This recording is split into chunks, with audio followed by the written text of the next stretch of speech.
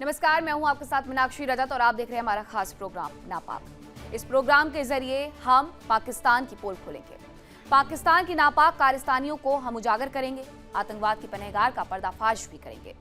PoK पर जारी जुल्म की इंतहा का पोस्टमार्टम करते हैं हम, इसके साथ बलूचिस्तान की बेबस आवाम पर हो रहे अत्याचारों का भंडाफोड़ भी करते हैं।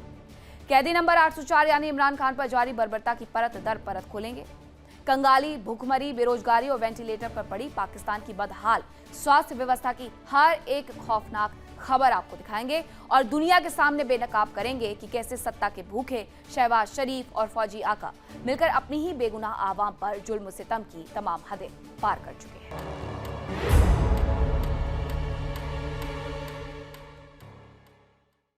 पीओके में पाकिस्तान के खिलाफ चल रहा प्रदर्शन अब एक बेहद खतरनाक मोड़ पर पहुंचता दिखाई दे रहा है। 71 दिनों से जारी विरोध के बीच में ज्वाइंट अवामी एक्शन कमेटी ने सविनय अवज्ञा आंदोलन का ऐलान कर दिया है। पलंदरी की सभा में नेता सरदार अमान कश्मीरी ने पाकिस्तानी सत्ता पर निशाना साधते हुए कहा कि गोली के दम पर चलने वाला शासन मंजूर नहीं है और अगर गोलियां चली तो आवाम भी उसी भाषा में जवाब देगी। यानी शहबाज शरीफ की सरकार के सामने अब पीओके से सिर्फ विरोध नहीं बल्कि सीधी चुनौती की आवाज उठ रही है। आखिर पीओके में ऐसा क्या हुआ है कि प्रदर्शनकारी पाकिस्तान की सत्ता और सेना को खुली चुनौती देने में लगे हैं, आपको इस रिपोर्ट में दिखाते हैं।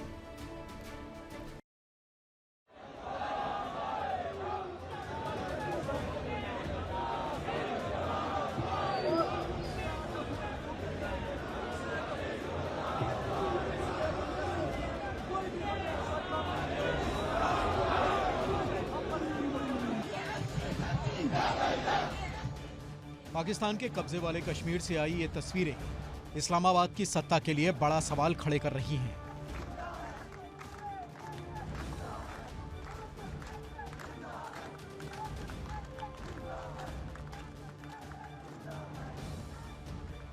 पिछले 71 दिनों से प्रदर्शन जारी है, सड़कों पर भीड़ है, नारों की गूंज है और प्रदर्शनकारी अपनी मांगों को लेकर पीछे हटने को तैयार नहीं।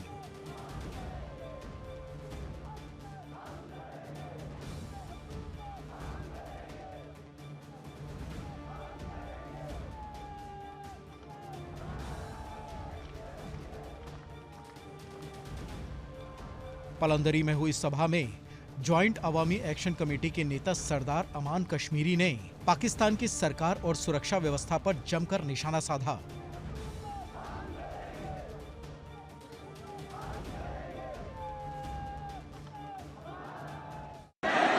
गोली के कानून को मानते हैं, गोली के कानून को मानते हैं। हम इस गोली के कानून को नहीं मानते, हम इस गोली के कानून को नहीं मानते, हम इस गोली के कानून को नहीं मानते। और अगर किसी को बहुत शौक है गोलियां चलाने का, बहुत शौक है, इन 71 दिनों में हमने अपने सीने तुम्हारे सामने पेश करके बताए कि हम इन गोलियों से नहीं डरते। हमें माओ ने बहुत मेहनत से पाला है, मजदूरियां करके पाला है, हम मजदूरों की औलाद खाने वाली औलाद है, हम तुम्हारी गोलियों से नहीं डरते हैं। और जब अगर तुम गोलियों की हुक्मरानी चाहते हो तो फिर अवाम भी गोलियां इकट्ठी करेगी इंशाअल्लाह ताला, अवाम भी करेगी इंशाअल्लाह ताला। फिर वही कानून होगा जो आप चाहेंगे, मैं इसलिए कहना चाहता हूं इनसे, बिल्कुल तहम्मुल के साथ इनको ये बात कहना चाहता हूं, कि इस मसले का सियासी हल है, ये भेड़ बकरियां नहीं है। 21वीं सदी है, 2026 है, ये वो ऐड नहीं है। आरोप है कि डर, दबाव और गोली के दम पर शासन चलाने की कोशिश की जा रही है और इसी के खिलाफ उन्होंने ऐलान किया कि गोली के कानून को नहीं मानेंगे।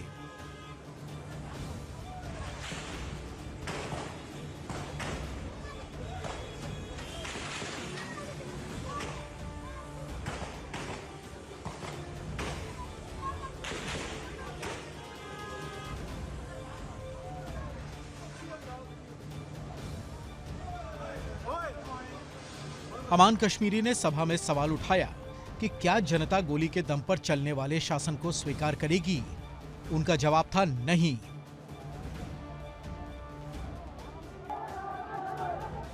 यहाँ के हुक्मरान जो और कितना गिरते जाएंगे, और कितना गिरते जाएंगे।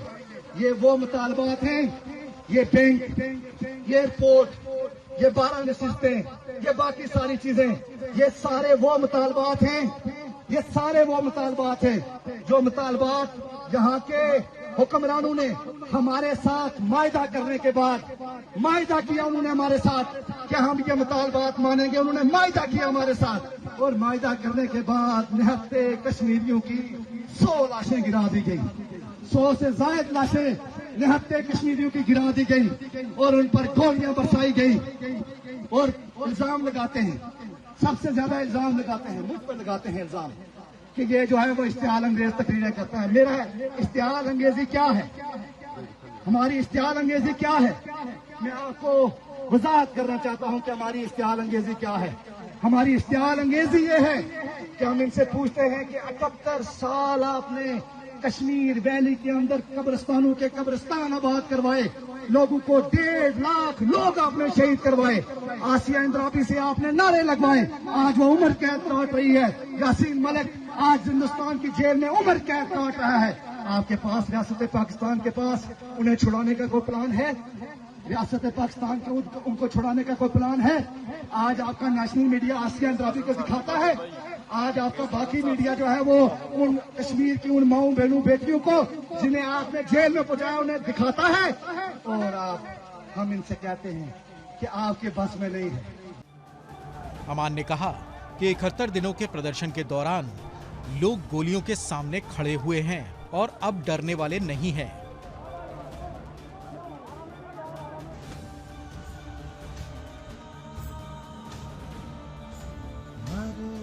हालांकि उनके बयान का सबसे विवादित हिस्सा वो था जिसमें उन्होंने गोली चलने पर जवाब देने की बात कही। सुनिए सरदार अमान ने शहबाज और मुल्ला मुनीर को कैसे ललकारा। ये वो ऐद बिल्कुल नहीं है, ये वो ऐद नहीं है। और इस ऐद के अंदर अवाम, इस ऐद के अंदर अवाम आपके दोहरे कानून को और दोहरे मेयार को कबूल नहीं करेंगे। लिहाजा इन मसले का, इन मसाइल का सियासी हल है।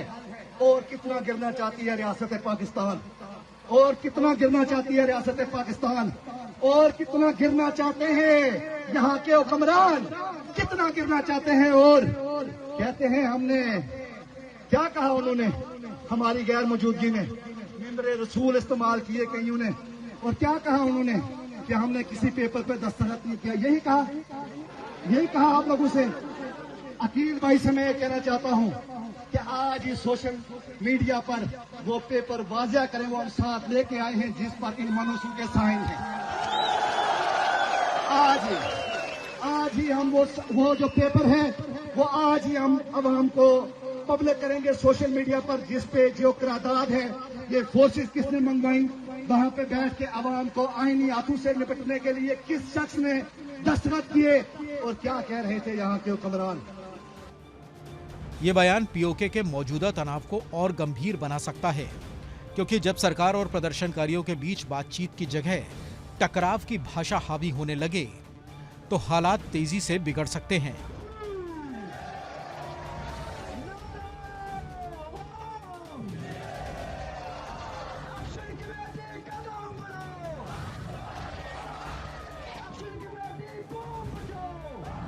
लेकिन इसी सभा में एक और बड़ा ऐलान हुआ, सविनय अवज्ञा आंदोलन का।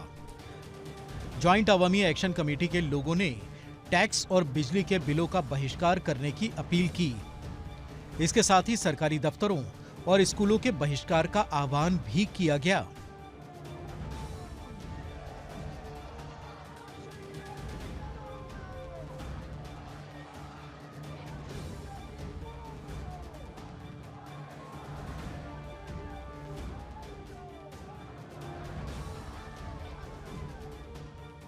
यानी प्रदर्शन अब सड़कों पर नारेबाजी तक सीमित रखने की कोशिश नहीं की गई है। आंदोलन को प्रशासनिक और आर्थिक स्तर पर ले जाने की रणनीति सामने रखी गई है।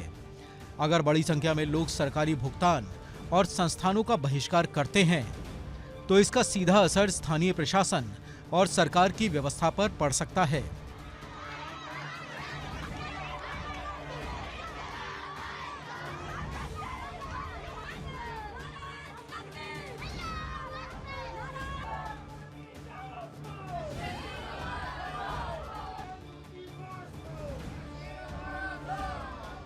प्रदर्शनकारियों की नाराजगी सिर्फ किसी एक फैसले तक सीमित नहीं बताई जा रही। सभा में आम परिवारों, मजदूरों, बिजली के बिलों, टैक्स और रोजमर्रा की आर्थिक परेशानियों का मुद्दा उठाया गया। अमान कश्मीरी ने अपने भाषण में मेहनतकश परिवारों का जिक्र करते हुए कहा कि आम लोगों ने बेहद मुश्किल परिस्थितियों में अपने बच्चों को पाला है। यानी आंदोलन को आम आदमी के आर्थिक परेशानियों से जोड़ने की कोशिश साफ दिखाई दे रही है।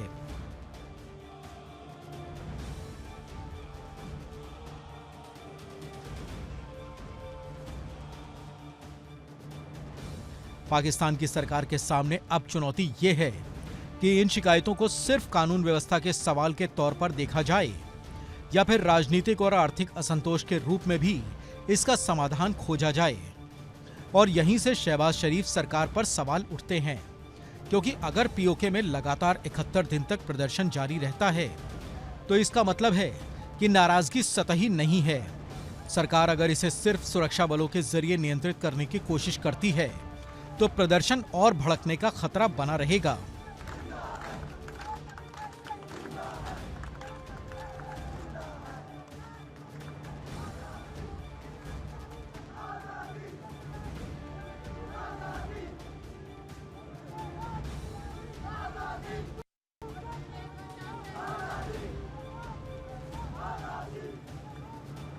दूसरी तरफ बातचीत और रियायतों का रास्ता अपनाया जाता है तो सरकार को अपनी राजनीतिक कमजोरी के आरोपों का सामना करना पड़ सकता है।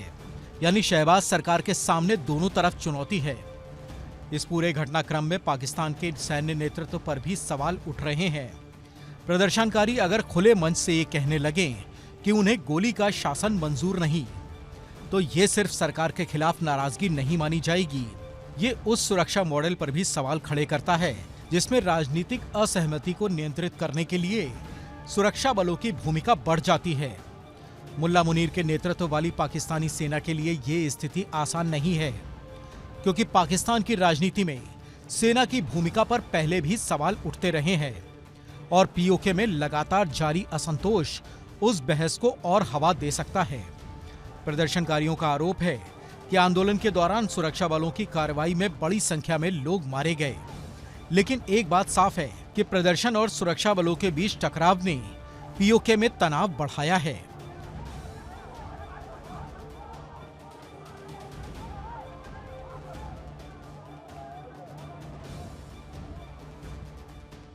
अब अगर आंदोलनकारी सविनय अवज्ञा आंदोलन के रास्ते पर जाते हैं और सरकार इसे रोकने के लिए सख्ती बढ़ाती है तो टकराव का दायरा और बढ़ सकता है। पीओके में उठ रही आवाज का सबसे बड़ा संदेश यही है कि लोग अब सिर्फ सड़कों पर प्रदर्शन नहीं करना चाहते, बल्कि सरकार की रोजमर्रा की व्यवस्था को चुनौती देने की तैयारी में है। टैक्स का बहिष्कार, बिजली बिल का बहिष्कार, सरकारी संस्थानों का बहिष्कार, अगर ये अभियान बड़े स्तर पर फैलता है तो इस्लामाबाद के लिए प्रशासनिक चुनौती बढ़ सकती है। यही वजह है कि अब निगाहें शहबाज सरकार के अगले कदम पर हैं। क्या सरकार बातचीत का रास्ता चुनेगी या फिर प्रदर्शन को दबाने के लिए सुरक्षा बलों का सहारा लिया जाएगा?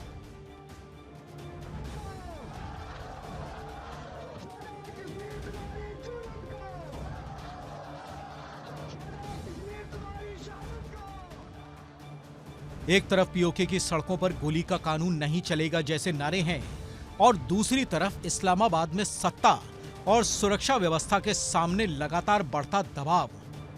अमान कश्मीरी का बयान भले ही आक्रामक है, लेकिन इसके पीछे जो असंतोष सामने आ रहा है उसे नजरअंदाज करना पाकिस्तान के लिए आसान नहीं होगा, क्योंकि आर्थिक परेशानियां, बिजली के बिल, टैक्स और राजनीतिक अधिकारों से जुड़ा सवाल जब एक ही आंदोलन में जुड़ जाएं, तो उसे सिर्फ पुलिसिया कार्रवाई से खत्म करना मुश्किल हो जाता है।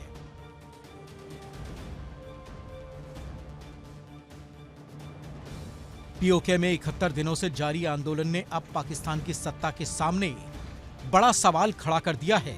शहबाज सरकार के सामने चुनौती है कि जनता को कैसे शांत किया जाए और पाकिस्तानी सैन्य नेतृत्व के सामने सवाल है कि बढ़ते असंतोष के बीच अपनी भूमिका को कैसे संभाला जाए, क्योंकि बंदूकों के साये में सत्ता चल सकती है, लेकिन लंबे वक्त तक जनता का असंतोष दबाकर नहीं रखा जा सकता।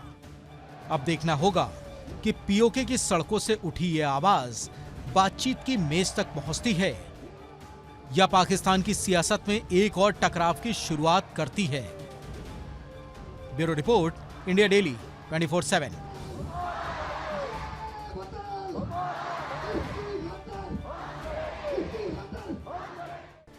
पाकिस्तान के सामने बलूचिस्तान से अब तक की सबसे कड़ी चुनौतियों में से एक का दावा सामने आया है। बलूच अलगाववादी नेता मीर यार बलोच ने पाकिस्तानी सेना को बलूचिस्तान से बाहर निकलने का अल्टीमेटम दिया है और सिर्फ बाहर निकलने का नहीं कहा, बल्कि हथियार और सैन्य साजो सामान तक छोड़ने की मांग कर दी है। बयान में 1971 के बांग्लादेश युद्ध का हवाला देकर पाकिस्तान को इतिहास की याद दिलाई गई। तो सवाल यह है कि आखिर बलूच नेतृत्व पाकिस्तान की सेना और उसके सैन्य नेतृत्व को इतनी खुली चुनौती क्यों दे रहा है, और क्या बलूचिस्तान एक बार फिर शहबाज सरकार और पाकिस्तानी सेना के लिए बड़ा सिरदर्द बनते जा रहा है।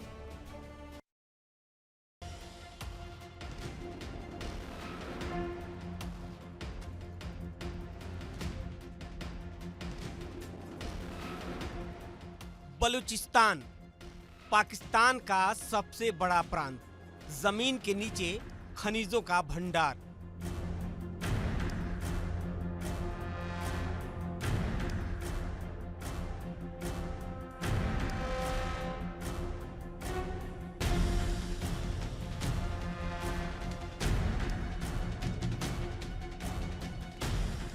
रणनीतिक तौर पर बेहद अहम इलाका, लेकिन दशकों से यहां असंतोष और अलगाववाद पाकिस्तान की सत्ता के लिए चुनौती बना हुआ है।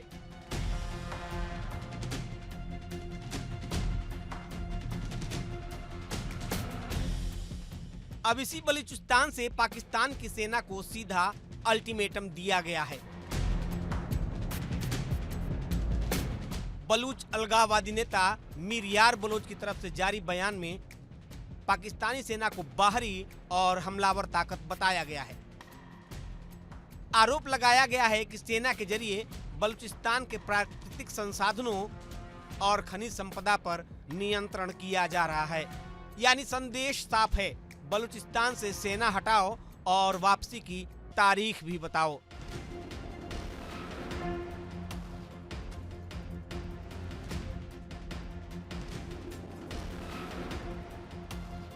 लेकिन इस बयान की सबसे सनसनीखेज मांग है हथियार छोड़कर जाने की।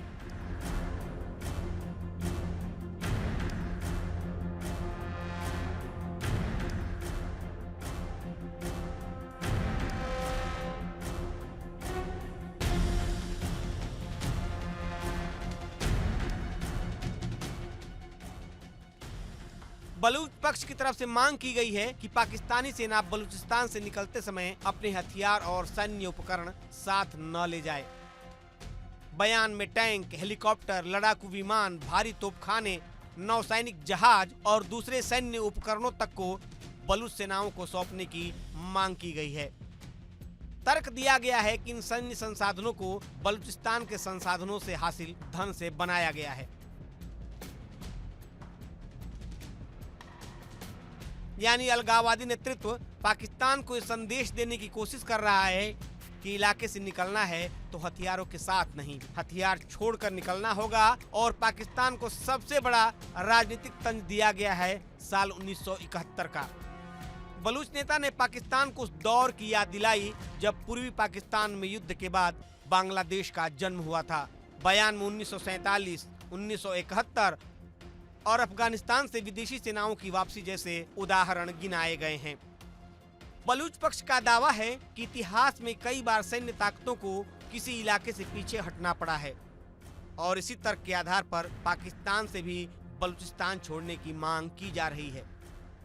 यानी पाकिस्तान के सैन्य नेतृत्व को सीधे इतिहास के आईने के सामने खड़ा करने की कोशिश की गई है। बलूच अलगाववादी नेतृत्व का दावा है कि पाकिस्तान बलूचिस्तान में ऐसी लड़ाई लड़ रहा है जिसका अंत उसके लिए हार के रूप में होगा।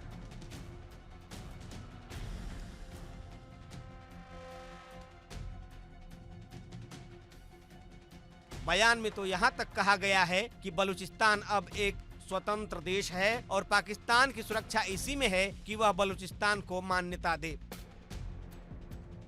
लेकिन सवाल पाकिस्तान के सामने जरूर खड़ा है, बलूचिस्तान में लंबे समय से चल रहा असंतोष आखिर खत्म क्यों नहीं हो पा रहा? क्यों बार बार पाकिस्तान की सत्ता और सेना को बलूच संगठनों की चुनौती का सामना करना पड़ रहा है? और सबसे बड़ा सवाल, क्या सिर्फ सैन्य ताकत के दम पर बलूचिस्तान के असंतोष को दबाया जा सकता है?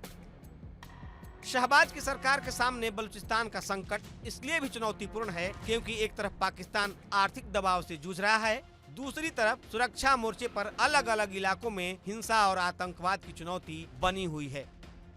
ऐसे माहौल में बलूचिस्तान से पाकिस्तानी सेना को खुला अल्टीमेटम मिलना इस्लामाबाद की मुश्किलें बढ़ाने वाला संदेश जरूर है और पाकिस्तान के सैन्य नेतृत्व के सामने भी सवाल है, क्या लंबे समय तक सैन्य मौजूदगी के जरिए इस राजनीतिक असंतोष का स्थायी समाधान निकाला जा सकता है?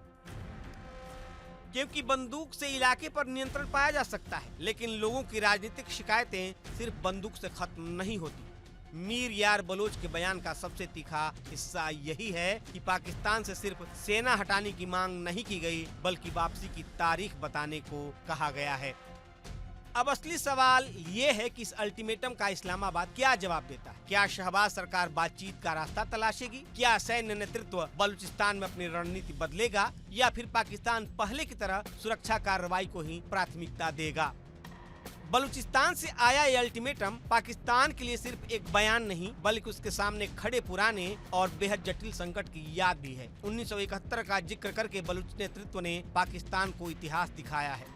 अब सवाल है कि इस इतिहास से शहबाज सरकार और पाकिस्तानी सैन्य नेतृत्व क्या सबक लेते हैं, क्योंकि बलूचिस्तान में सवाल सिर्फ ये नहीं कि सेना रहेगी या जाएगी, सवाल ये भी है क्या पाकिस्तान बंदूक के दम पर बलूचिस्तान को अपने साथ रख पाएगा या राजनीतिक समाधान के बिना ये संकट और गहराता जाएगा। Bureau report, India daily 24x7। नापाक में आज के लिए इतना ही। कल फिर होगी मुलाकात कुछ नई खबरों के साथ। रुक रहे हैं एक छोटे से ब्रेक के लिए, कहीं मत जाएगा, खबरों का सिलसिला लगातार जारी है। देखिए इंडिया डेली 24/7 अब आपकी स्मार्ट टीवी पर। इंडिया डेली मौजूद है सभी डिजिटल प्लेटफॉर्म पर लाइव और लगातार। इंडिया डेली 24/7 हर दिन राष्ट्र को समर्पित।